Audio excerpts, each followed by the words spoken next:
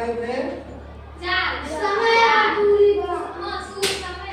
समय और दूरी पढ़े। ठीक है, आज क्या पढ़ेंगे? कार्य और ऊर्जा।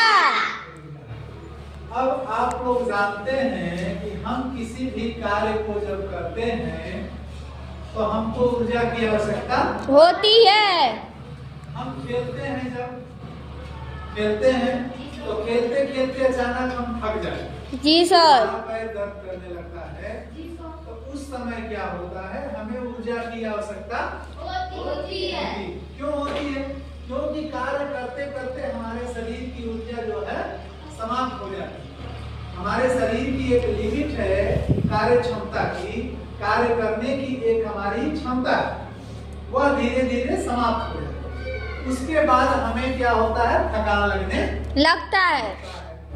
उसी तरीके से आप लोग देखे होंगे कि कार चलती है, बाइक चलती है, ठीक है? तो वो कैसे चलती है? ऊर्जा से। यानी कि उसमें ऊर्जा कैसे आती है? कहाँ से आती है? हम लोगों में ऊर्जा कैसे आती है?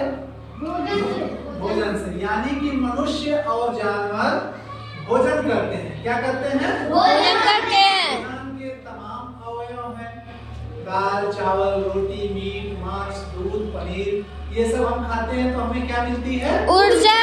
ऊर्जा मिलती है। और उसी तरीके से जब हम वाहन चलाते हैं तो वाहन को भी चलने के लिए, कार्य करने के लिए, यानी वो चलेगी तभी चलेगी जब उसके अंदर ऊर्जा रहेगी। तो ऊर्जा उसे कैसे मिलेगी?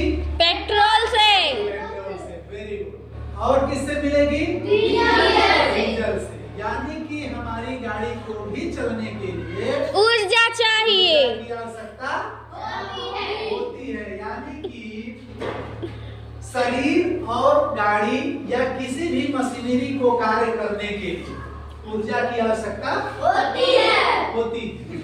अब सवाल ये उठता है कि कार्य करने की क्षमता को ही ऊर्जा